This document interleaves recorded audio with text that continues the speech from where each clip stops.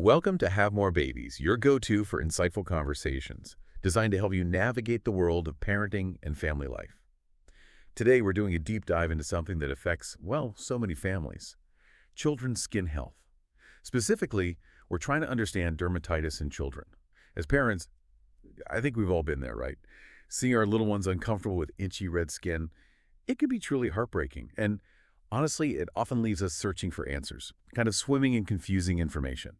So our mission today is really to cut through that complexity. We've pulled out the most crucial insights from our source material to help you understand, maybe identify more confidently, and effectively manage dermatitis in children. We're aiming for those aha moments, without the information overload. Exactly. And what's really compelling here, I think, is that we're going beyond just simple definitions. We'll be breaking down this really common pediatric concern by drawing directly from expert insights.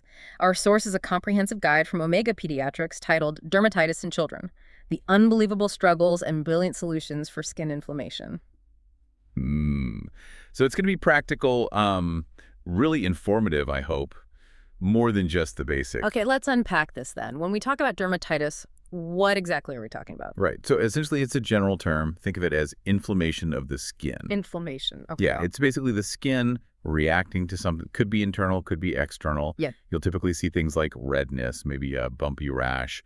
Definitely itchiness, sometimes really intense itchiness. Oh, the itching. Yes. And in more severe cases, you might even see small blisters or weeping sores. It's actually surprisingly common in pediatrics. Is it? Yeah. Oh, absolutely. Which makes understanding it, pretty essential for parents. Okay. So it's not just one thing then. That's the crucial part. It's not a single condition. It's really an umbrella term. And under that umbrella, there are several distinct forms, each with its own characteristics and often its own set of triggers. Our source material really emphasizes knowing these types because, well, it helps narrow down the causes in the treatment. Makes sense. What's the first type? The first, and probably the most common one people know, is atopic dermatitis. Many just call it eczema. Right, eczema. Heard of that. What's fascinating about atopic dermatitis is this strong genetic link. We often see it run in families with a history of what doctors sometimes call the atopic march, things like allergies, asthma, maybe allergic rhinitis, like hay fever. Ah, okay. So it's all connected. Often, yes.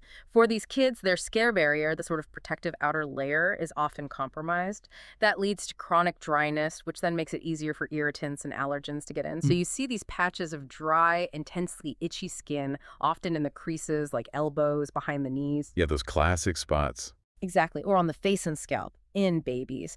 And that itch, it can be relentless. It can really disrupt sleep, quality of life. It's a struggle for everyone. I can imagine. So it's more than just irritation. It's deeper, a genetic thing, a barrier issue. That's a key difference. Okay, what's next? Next up is contact dermatitis. And like the name suggests, this is a direct reaction to something the skin has touched. Okay, direct contact. Yeah, and it's kind of split into two types. There's irritant contact dermatitis caused by harsh stuff like strong soaps, detergents, maybe even just too much water exposure. Then there's allergic contact dermatitis. That's an immune system reaction to an allergen. Think nickel in jewelry, fragrances, preservatives, and lotions. Oh, interesting. The key takeaway here, the rash usually appears exactly where the offending substance touched the skin. Ah, so the location is a big clue. A huge clue for parents playing detective. Yeah, I bet that is like detective work sometimes. Okay, number 3. Number 3 is seborrheic dermatitis. In babies, this is what most people know as cradle cap. Oh, cradle cap, yes. Though adults can get it too. It looks like greasy, yellowish scales, often on the scalp, but maybe face, behind ears, in skin folds too. Unlike eczema, it's not typically itchy or caused by allergies. It's thought to be linked to an overgrowth of a normal skin yeast, Malassezia, plus maybe too much skin oil. So a different mechanism entirely. Right. And it usually clears up on its own eventually, but it can look pretty alarming to new parents, understandably. I remember seeing that. It definitely makes you wonder what's going on. And the last type. Lastly, there's diaper dermatitis. Super common, specific to the diaper area. The dreaded diaper rash. Pretty much.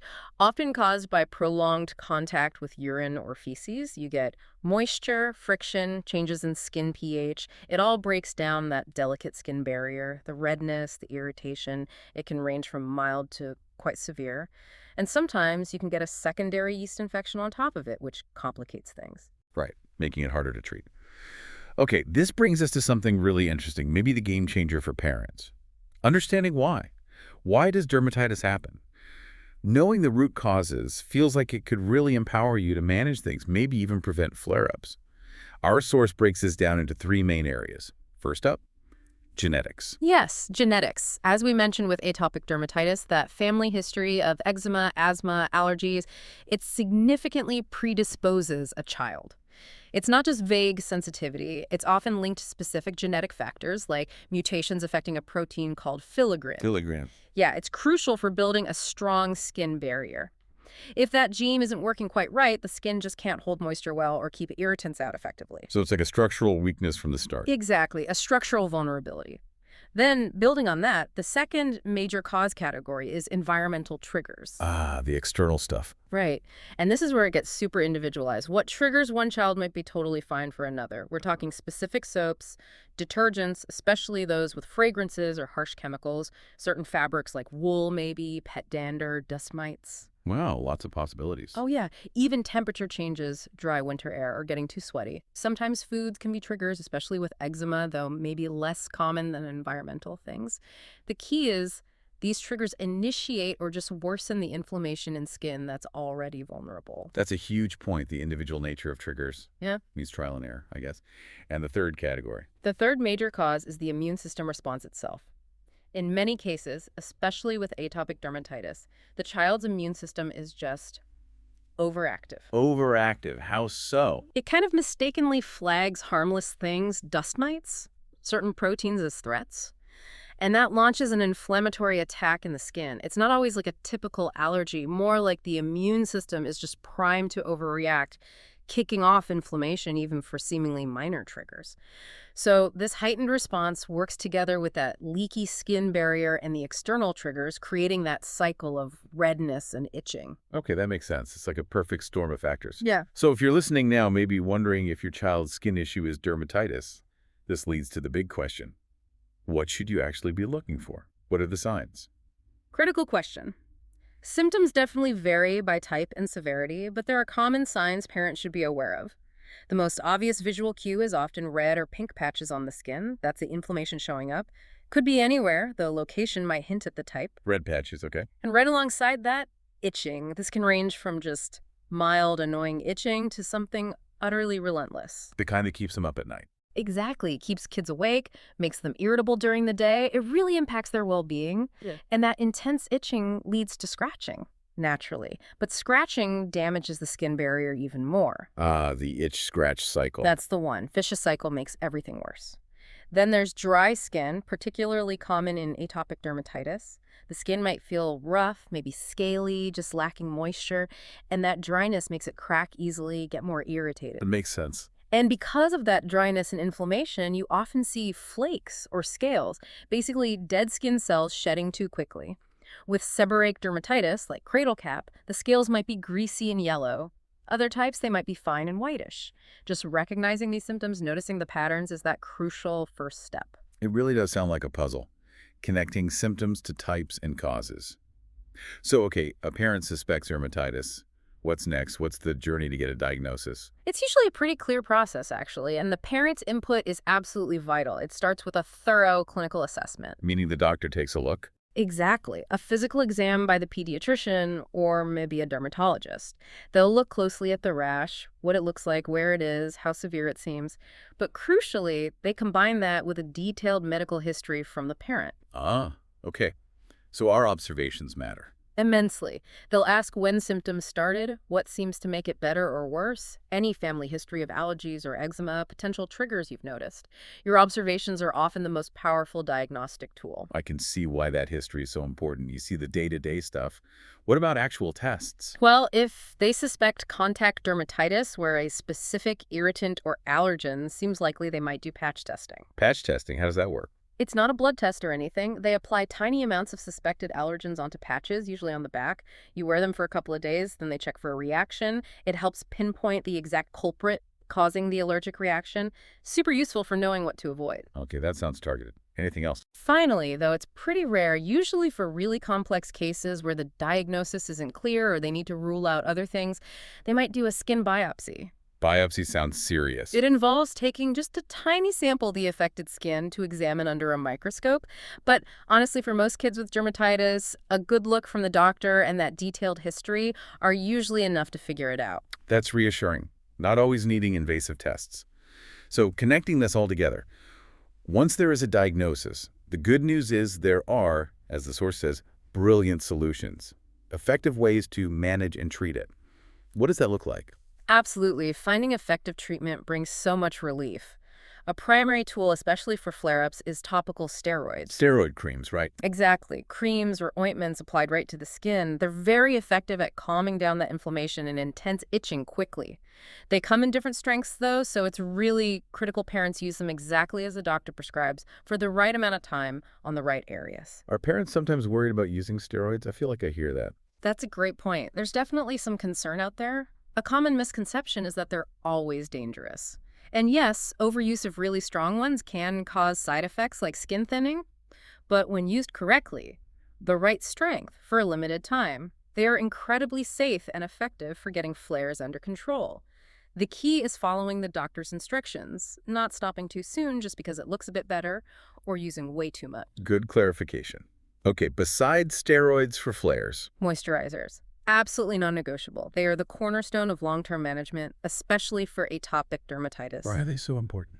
They help repair and maintain that skin barrier we talked about. They lock in moisture and help keep irritants out. We often recommend something called the soak and seal method.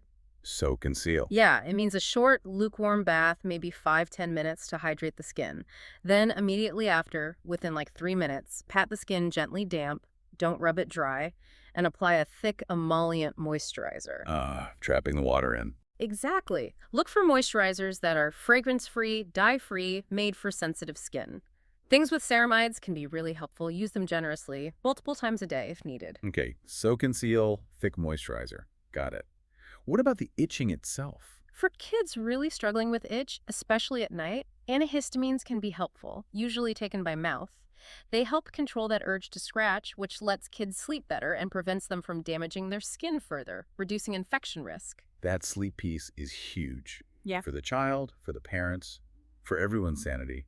And then, circling back to those triggers. Yes, critically important. A key part of management is avoiding triggers once you figure them out, whether it's through careful observation, maybe keeping that diary we'll talk about, or from patch testing. Once you know what sets off the rash, steering clear is paramount. This proactive avoidance can stop flare-ups before they even start, which means less need for medication, less discomfort. It's huge. Like switching laundry detergents or choosing cotton clothes. Precisely. Little changes can make a massive difference. Okay, so beyond treating the flares, prevention is clearly key for long-term management, for improving quality of life. Our source highlights some practical steps. First, a consistent, gentle skincare routine.